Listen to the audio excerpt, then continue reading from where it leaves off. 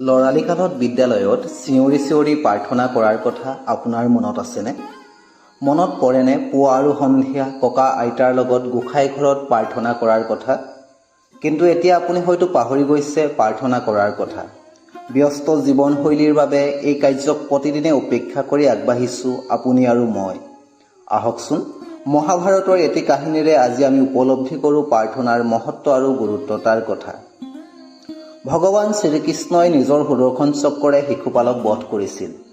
সেই সময়ত কৃষ্ণৰ আঙুলিত ওলোৱা তেজ ৰাখিবলৈ দ্ৰৌপদীয়ে নিজৰ চাদৰৰ আঁচল ফালি বান্ধি দিছিল। শ্ৰীকৃষ্ণই কথা দিছিল দ্ৰৌপদীৰ যিকোনো বিপদত স্বয়ং তেওঁ উপস্থিত হৈ সহায় কৰিব।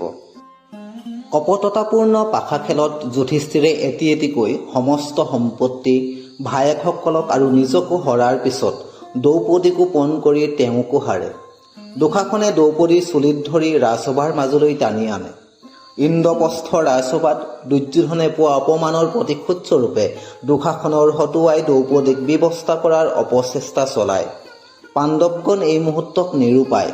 দ্ৰৌপদীয়ে এই অপমানৰ পৰা ৰক্ষা পাবৰ হেতু শ্ৰীকৃষ্ণক স্তুতি কৰে, কিন্তু শ্ৰীকৃষ্ণ প্ৰকট নোহোৱাত দ্ৰৌপদী বিমূৰত পৰে। দ্ৰৌপদীৰ বস্ত্ৰত হাত দিয়ে দস্যু দুশাসনে। উপায়হীন হৈ দ্ৰৌপদীয়ে নিজৰ চকু জপাই পুনৰ শ্ৰীকৃষ্ণক প্ৰাৰ্থনা কৰে।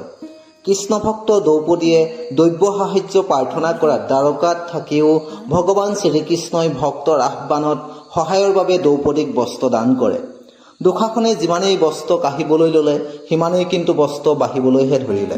এনেদৰে দ্ৰৌপদী লজ্জাৰ পৰা ৰক্ষা পৰে। কিন্তু দ্ৰৌপদী শ্ৰীকৃষ্ণৰ ওপৰত অতিকে ৰুষ্ট হয়। শিশুপাল বধৰ সময়ত শ্ৰীকৃষ্ণই দিয়া প্ৰতিজ্ঞা আখৰে আখৰে পালন নকৰাৰ বাবে দ্ৰৌপদীয়ে খং কৰি ইয়াৰ কাৰণ শ্ৰীকৃষ্ণৰ পৰা জানিব খোজে।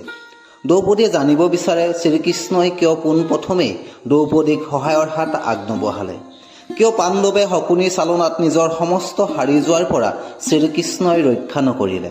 তেতিয়া শ্ৰীকৃষ্ণই দ্ৰৌপদীক সান্তনা দি ক'বলৈ ধৰিলে, কৌৰৱৰ হৈ পাশা খেলত যদি শকুনিয়ে অংশগ্ৰহণ কৰিব পাৰে তেন্তে পাণ্ডৱে কিয় ক'ব নোৱাৰিলে আমাৰ হৈ পাশা খেলত শ্ৰীকৃষ্ণই অংশ ল'ব বুলি?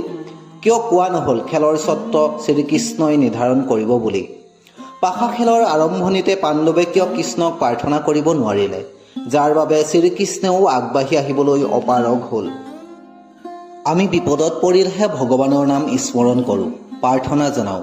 সম্পদৰ সময়ত আমি পাহৰি যাওঁ ভগৱানৰ কথা। প্ৰতিদিনে পুৱা আমি বিচনাৰ পৰা উঠিয়েই ব্যস্ত হৈ পৰোঁ নিজ নিজ কৰ্মত। ভগৱানক ভক্তি কৰিবলৈ, প্ৰাৰ্থনা জনাবলৈ আমাৰ হাতত আহৰি নাথাকে।